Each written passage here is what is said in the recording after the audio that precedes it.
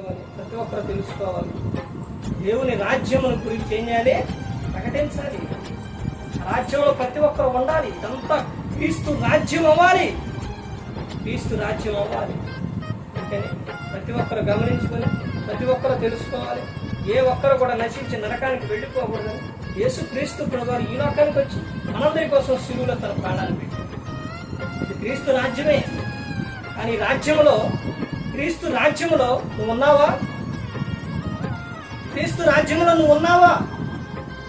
క్రీస్తు రాజ్యంలో నువ్వు లేకపోతే నువ్వు ఏడున్నట్టు?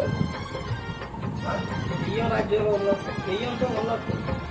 క్రీస్తు రాజ్యంలో ఉంటేనే ఆనందం, సంతోషం, ఎల్లప్పుడూ యుగయుగాలు ఆనందంగా ఉంటుంది.